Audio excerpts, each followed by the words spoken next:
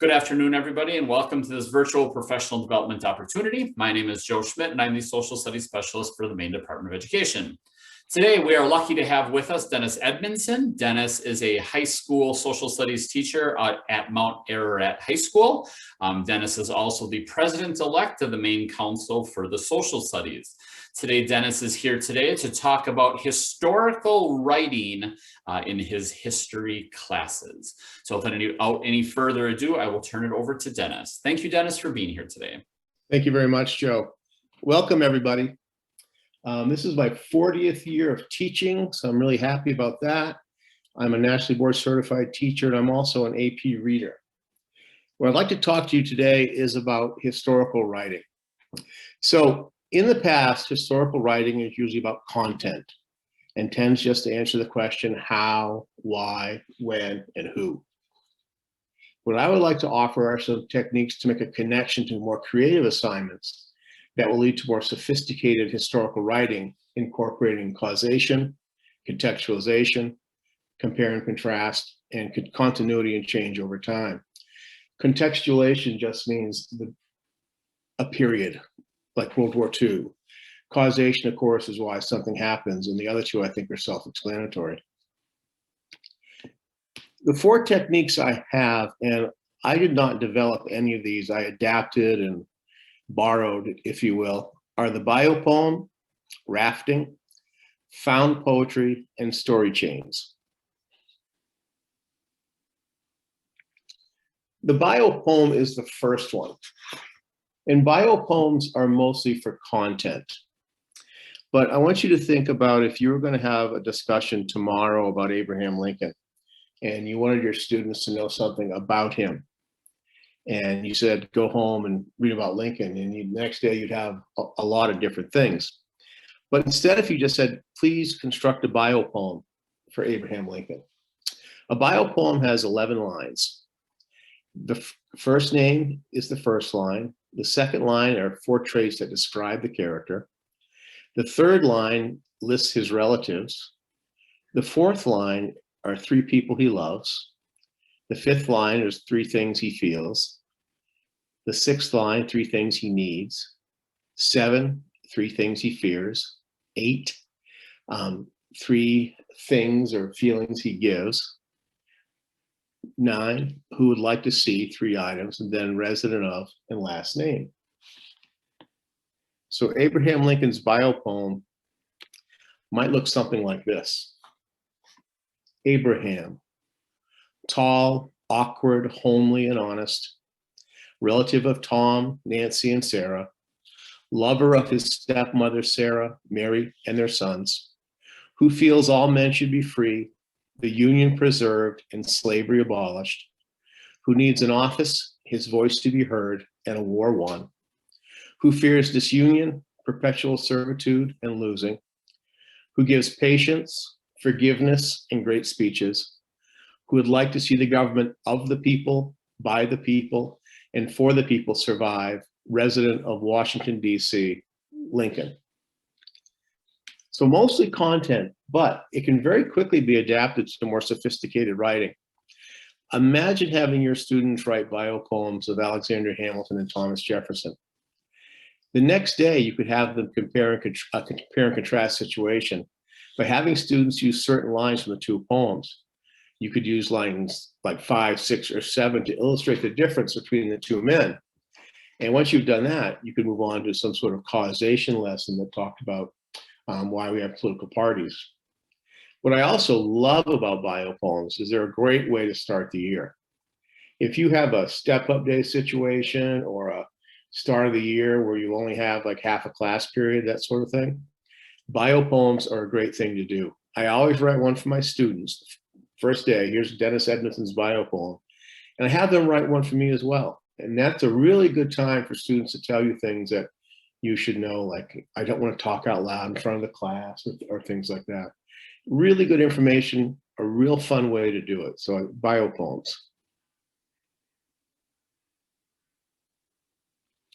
The second one is rafting. Rafting is a way to give creative focus and also allows for differentiation.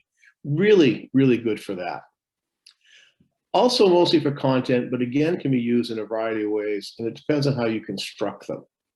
They can easily accommodate historical scales of causation, change over time, whatever. You just have to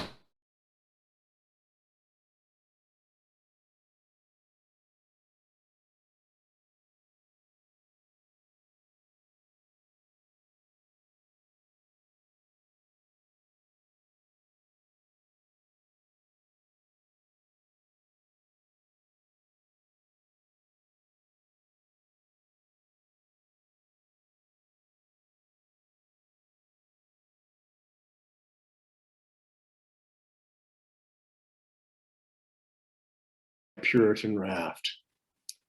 Fire and emergency drills. Stay put and have faith that God will deliver his judgment in your favor. We hope you will discover there is a positive verdict. If not, you are damned to hell. Baptizing will also be available for elect children. Your family might be in this pristine group if you are descendants of the first settlers. Dress code. Students cannot wear lace. Students must wear their undershirt, known as a shift. Students must wear a corset and a long petticoat. Outerwear must be a gown, waistcoat, or coat. Skirts must be dragging on the ground. There shall not be an ankle showing. Ladies must wear a close-fitting white linen cap. And the last one, the agenda narrative. Today in science, I dropped a beaker. The thing flew right out of my hand and hit my teacher. Oh no, I thought, maybe this was my shot. Maybe I'm not saved after all. So clearly you can see these students learn a lot about the Puritans and were able to display them in a kind of a creative and fun way. And I could go on from here and talk more about them. And they would have a gist of the Puritans and how that would lead to other issues in New England. Another example, this is my Native American one. I do this one in the spring when I do civil rights. I always do a unit on Native Americans as well. And here are the options. Your first role is a Native American artist. The audience is Native Americans. The format is a proposed monument, and the topic is Native pride. And this is the artistic one here. And I've had students make little statues for me or paint these wonderful pictures, but Native pride. The next role, textbook writer. The audience is textbook readers. The format, one page of a textbook that portrays natives in a positive way. And the topic is what it was really like. So think of a textbook that would say nice things about Native Americans. The third role, a native concerned about the future. The audience, the general public. The format, a speech. The topic, Indigenous Peoples Day. Really?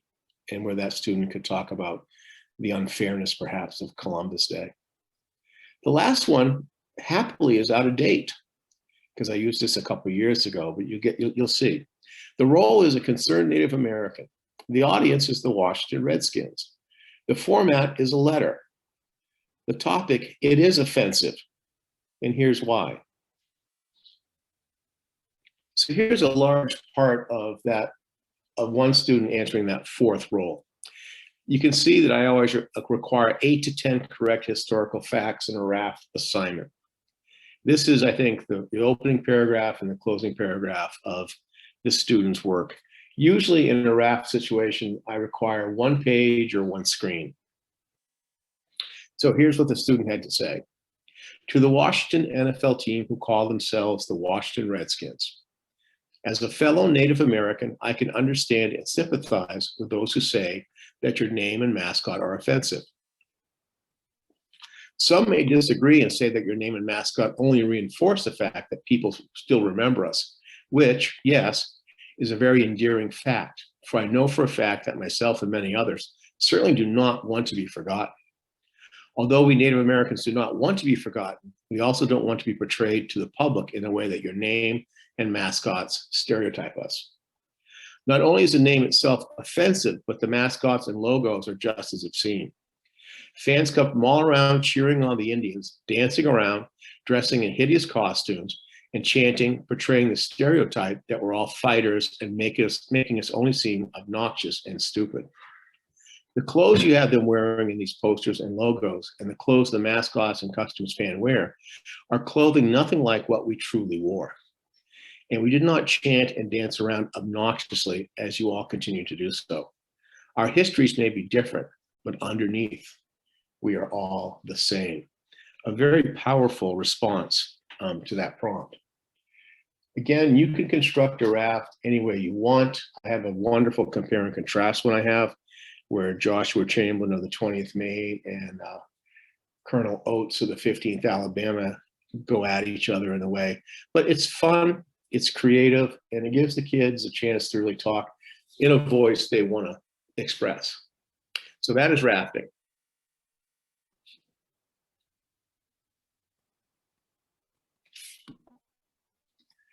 The third one is found poetry.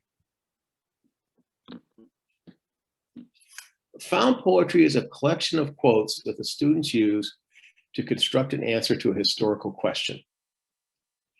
A found poem is created from various sources that address, I think it's the theme. I can't see my slide because Joe's smiling face is there. What I do is I give the kids the theme or the question I want them to deal with. And I'll show you a couple examples here in a second. But what they do is they create a graphic organizer with their theme or main idea in the center. 2, they collect quotes from various sources. Now, I provide the quotes. That was always fun for me to dig out these quotes and give the kids a 3 or 4 page packet of Abraham Lincoln speeches or things said during the American Revolution or civil rights things. And then they use the quotes to write a poem. Now, it doesn't have to rhyme. As a matter of fact, it should never rhyme, but it's just referred to as a poem. And all writing devices can apply. Kids can write stanzas, they can write couplets, they can repeat phrases, as long as they're answering the prompt or doing what I want them to do. So I usually require 16 to 20 lines in a found poem. Here are some sample poem topics that I've done in the past.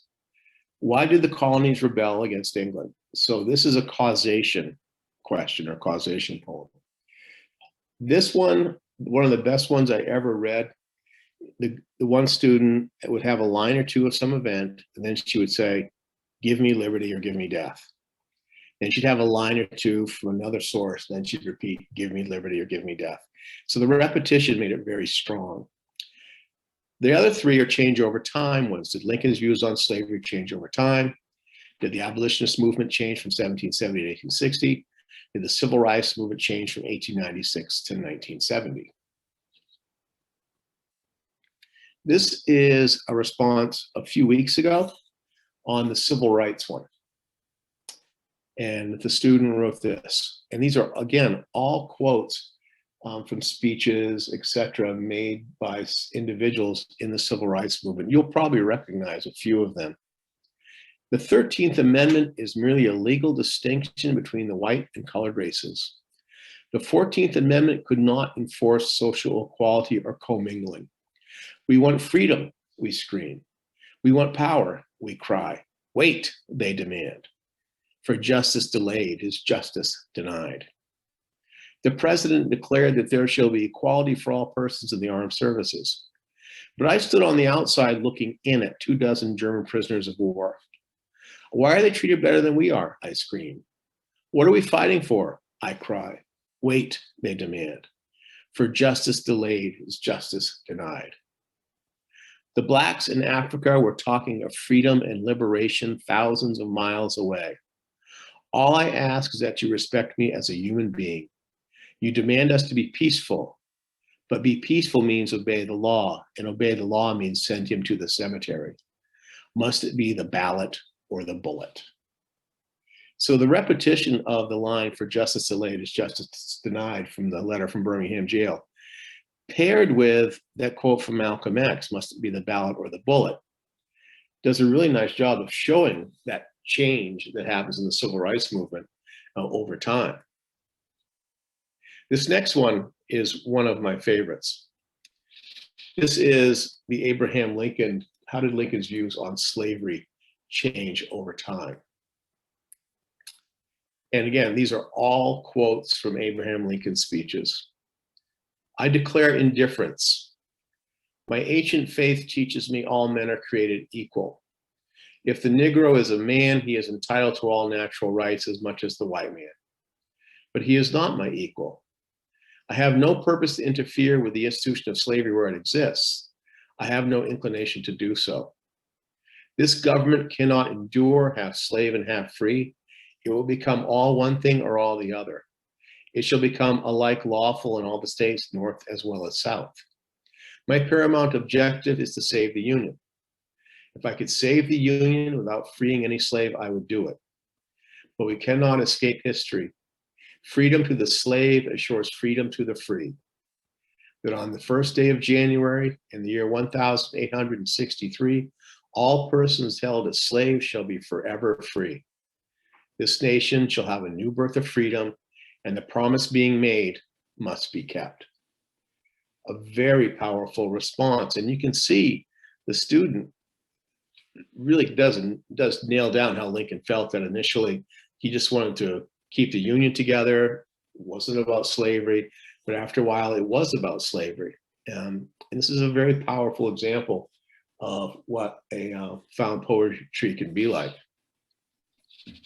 The advantages of found poetry. I'm sorry. There's a question about audience with your students. When they write a poem, who are they sharing it with? Do you share it outside of the classroom at all? And do they know that? No, the audience is just who is that piece for? That's what it means. So if I am the Puritan minister, right, my audience is the parents at home who are going to send their children to my school. Okay, it's just so who are you writing it for? I don't have kids stand up and read anything out loud in my classroom. Okay, so technically they're writing it for that audience on the paper. I read and evaluate it.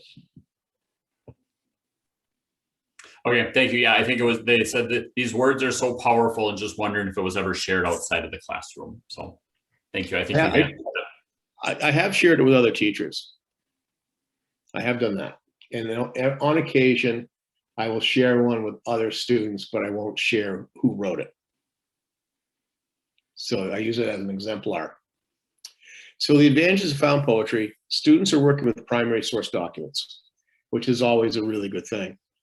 And I also love it because they learn not to overquote. I teach AP US history, and overquoting is not a great thing, where you're writing a DBQ and students will stash, a four-line quote in there. I want you to hear this. Is a quote from a speech an African-American soldier made in World War II.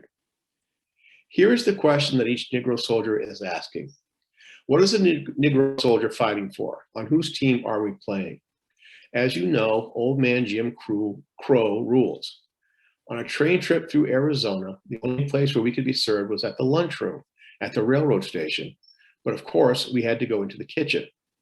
But that's not all. 11:30 a.m., about 24 German prisoners of war with 2 American guards came into the station. They entered the lunchroom, sat at the tables, had their meals served, talked, smoked, in fact, had quite a swell time. I stood on the outside looking in. Why are they treated better than we are? So I always tell my students, in a situation like this, you want to find the heart of the quote, the phrase that really sums up what's going on in that quote. And the one example is a lot of my students use, what is the Negro soldier fighting for? And the other one that's really popular, of course, is why are they treated better than we are? So if they're going to write a DBQ, just that phrase, would be successful. So that is found poetry.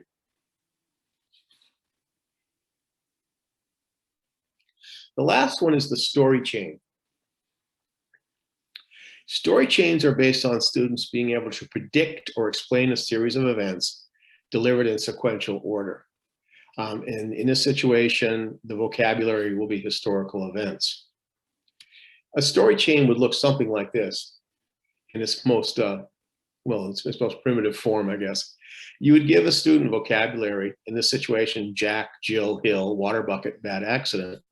And the student would tell the anticipated story or the narrative of what the vocabulary is talking about. So the student would say, Jack and Jill went up the hill, had a bad accident and gravity worked kind of thing. So I morphed that into historical story chains. And here's what I love about story chains is you really need a robust topic sentence. You tell students all the time, you need a topic sentence, you need a topic sentence. This teaches them what a topic sentence does. And I really love it for that reason. It teaches students to not just list definitions like in a bad DDQ. And students learn to paraphrase or allude to the document and not just give definitions all the time. So here is an example of a story chain. The peculiar institution, and I say use the following terms to tell the historical story or the narrative. You must use more than half the vocabulary. You must include one piece of outside information, just like a DBQ situation. What can you bring to the table? And you must include a topic sentence. So here's the vocabulary I would offer. The Northwest Ordinance, 3/5 Compromise, Missouri Compromise, Compromise of 1850, Kansas-Nebraska Act, and the Dred Scott decision. In this situation, what I'm after is the student to talk about the spread of slavery in America and how it kind of led to the Civil War. So that I would need a topic sentence that would say something like that. This is a beginning of the year story chain, okay? And you see what's missing here. The student wrote, the Northwest Ordinance protected civil liberties and outlawed having slavery in the new territories in 1787. That same year, the ruling that 3/5 of slaves were counted towards determining direct taxation. This was called the 3/5 Compromise. In 1820, Congress passed a bill that Missouri would become a slave state only if it was forbidden in the rest of the Louisiana Purchase. The Compromise of 1850 was passed. This meant the newly gained territories of Utah and New Mexico would have popular sovereignty. They could determine their government. This was controversial alongside the Dred Scott decision. The Dred Scott decision was the Supreme Court's ruling that if a person of color lived in a free state and territory, they were not free because they were still someone else's property. So obviously, without that robust topic sentence, this student is just merely listing definitions.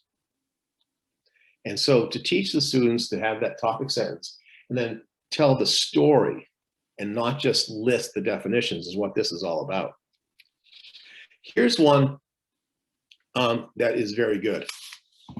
I'm going to read it to you, but Joe, your picture is over a couple of the lines, so I'm going to try to do the best I can. The debate over slavery in America seeded a gradually expanding rift between those for it and those against it. Only became more difficult until hope for even that was lost. The Missouri Compromise established, and I can't see it, Joe, but for the admittance of new states that slave were free, and this was able to bridge the gap of this debate. But the new acquisition of land in the next concession finally brought slavery back to the forefront of American politics, and stress was renewed between free and slave advocates. However, the passing of the Kansas-Nebraska Act broke this precedent and worked to increase the tensions as it left the possibility of slave states above the 3630 latitude. This momentum carried into the Dred Scott decision, where the courts ruled that slavery could go anywhere as slaves were property. All prior aspects of compromise between the two parties were undermined, and in this, the peculiar institution of slavery and the divide it created was unshackled and would eventually see the end of the union between the North and the South. Because this student had, again, the robust topic sentence, they were able to tell the story and not just list the definitions. So here are a couple samples of topic sentences, the two you've just seen. The first one is where the student just defined the Northwest Ordinance. And as I said later to that student, based on this, your whole paragraph should be about the Northwest Ordinance, okay? The second one you just heard, and the third one is very, very good as well. It's during the period between 1820 and 1857, the question of whether or not slavery should be permitted in certain territories was a highly debated and heated issue in America. So again, that third topic sentence, because it tells what's going on, they can then go on to tell the story of the expansion and tension of slavery instead of just the definitions. This is an example of how each student dealt with the Dred Scott decision. The first one is just the definition. The Dred Scott decision was the Supreme Court's ruling that if a person of color lived in a free state, They were not free because they were still someone's property. The second one, momentum carried into the Dred Scott decision, where the courts ruled that slavery could go anywhere as slaves were property. Still kind of definition-y. 3, Dred Scott was an African-American slave who lived in a free state, and he longed to be a U.S. citizen. However, the U.S. Supreme Court thought otherwise. In fact, in the Dred Scott case, the Supreme Court ruled that Scott was not entitled to freedom, that African Americans could never be true U.S. citizens. The Missouri Compromise of 1820 also came back into play here, as the Supreme Court announces that the compromise was unconstitutional. So this person obviously is using the Dred Scott case to make a connection to the Missouri Compromise, fully telling the story of what's going on. I think of all the ones I do, this is the one I get the most mileage out of as far as making people better writers. Here's an example of a couple sample story chain lists I've used.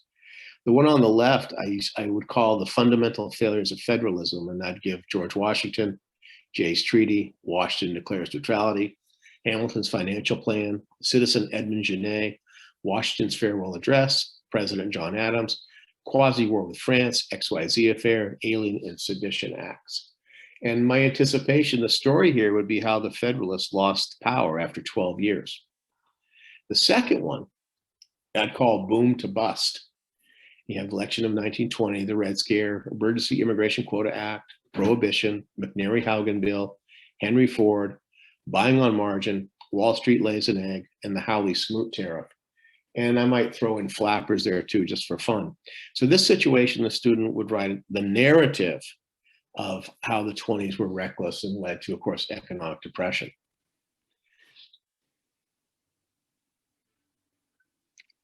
So that's the end of my presentation. If you have any questions, I would happily answer them. I would also happily and respond to any emails if you want to ask me questions or ask for samples. Thank you, Dennis. I will apologize ahead of time. I lost power for about 5 seconds, which was just enough to reset everything. So I'm glad I made you a co-host, because I came back in and it looked like you had just continued along, although the recording is going to be a little bit missing something, but I'll still try to put that together. Okay. But at this point, the one question that was asked, I did ask already. I don't see any other ones in the chat besides my pointing out around the Smoots, or the Hawley-Smoot tariff is from Ferris Bueller's Day Off. So I had to just throw that in there. There's nothing in the Q&A. There's a thank you to Dennis for some great ideas to try. Are there other questions for Dennis or anything you would like to potentially discuss? I can pull you into the webinar if you would like to, have more of an open discussion. I know we did this successfully with Stephanie's presentation. Otherwise, feel free to put something in the chat. Feel free to put something in the Q&A. We'll give just a moment. I'm trying to ad-lib and buy a little bit of time here to give people time to think or type. But if you would like to be pulled into the discussion, if you just want to raise your hand, and I can give you the ability to talk directly with Dennis. Dennis, question: are there additional formats other than these 4? I'm thinking, I'm going to modify a little bit. I'm assuming the answer is yes. Are there other formats besides these 4 that you use and like? How about we add that part to it? There's another one I call KWL, and KWL is good for DBQs and long answer essays, but K stands for what you know, W stands for what do you need to know, and L stands for what do you learn. So when you give a child an essay, I always teach my kids, write down the question, and then you brainstorm everything you know about that question. And then you look at what you've come up with, and then you talk about what you learned, and that becomes your thesis statement for your essay. Like I said, very good in an A-push test situation.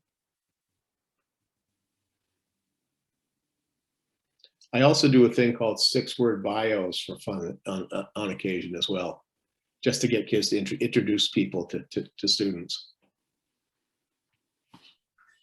And Stephanie, I will pull you in just a second. So we've got some questions coming for you, Dennis. Do you ever give students the option of which format, whether to use the raft or the biopoem, for example, or are they assigned a specific one each time? They're assigned a specific one each time. Okay. Question is, what levels of students are you using these writing prompts with? I know you have mentioned AP, but have you used this for general or honors students, etc.? Yes, I have. I teach all 11th grade, but various levels. And I do rafting in the AP world too, and they love it. And we've brought Stephanie into the room. She raised her hand to have a direct discussion. So welcome, Stephanie. Is that Maple the Moose? It is. It is Maple the Moose. And all of her friends from the second chapter. Yeah. So, Dennis, I teach 4th grade and just completely blown away by the writing that I'm seeing your students do in social studies. And I just think that the language that they had used in some of these poems is it's really powerful, in the way that they thought so deeply about these big, intense topics. I just feel like they should be shared. And if my students could see some of what older students are doing and thinking, that it might push them too. Have you ever considered having your students create kind of a class blog and sharing it? I haven't, but I kind of like the idea. And I'm sure that you got plenty of, tech savvy kids that would even do it on your behalf. Are you suggesting I'm not? No, but I know you don't have time if you're a teacher. That's all I'm saying. So I didn't, no offense intended. No, you would be right in assuming that. It's quite all right. But I think they're just, that one about weight yes, was. Yes. I mean, that should be published. I feel like these need to be published for kids. I do adore found poetry, and there are times when I'll be reading them and I'll get goosebumps, or I'll have to go get my wife and see it. They're just really moving. Yeah. I have one student I stopped in the hall a couple weeks ago. She wrote the one you just mentioned, and I said to her, you made me cry. And she's like, what? And I said, your found poem it was so beautiful, it made me cry. It's like, oh, thank you. And I said, no, thank you. I got to read it. And I don't think they realize, like, when they write these things, how their words are moving people. And when you stir the emotion talking about these big issues and topics, that's when change happens. No, I like that. But they were really great, and I am taking away some of these really great ideas. I love the biopoem, and I was really glad also to hear you talk about the importance of a topic sentence.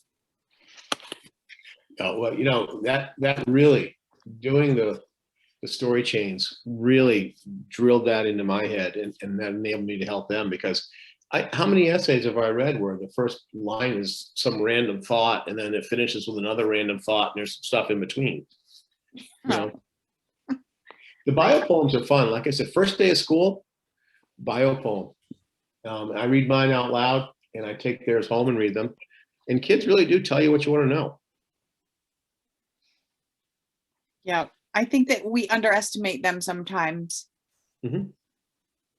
I will build off of what Stephanie was saying at the beginning. I don't remember the research off the top of my head, but I do know that they have had research that shows students writing. One way to improve student writing is to just let them know that there will be an audience beyond the class.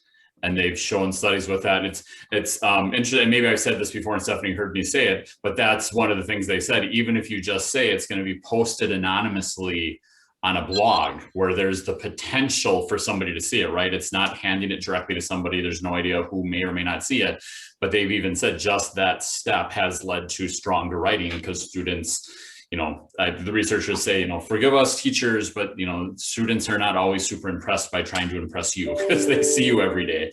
But that idea, so I think that is an interesting take to do it, especially Dennis, you've said, numerous times about the anonymity of it. But to say, some would be taken and posted and shared, some good ones I think would be a nice thing that would really drive and motivate some students. We do have a student's writing journal published at the end of the year, and I have had a found poem published in that before. So I guess there is a way. Stephanie, I'm just curious where you teach. I teach in Maranacook at a little bitty school, Mount Vernon Elementary. Okay. And I agree with you completely about the importance of publishing, Joe. We had a few years ago, I had some fourth graders enter a writing contest, and it was like they had to write spooky sagas. And it was right after we had finished writing our narrative unit. It was around Halloween, and I couldn't believe the quality of writing that came from them. And just, it had, all of the essentials, and it really elevated their writing after that, and engagement. They wanted to write after they had a chance to publish it. Nice. Thank you, Stephanie, for sharing. Would anybody else like to join Stephanie in the main room, or are there any other questions that anybody has for Dennis?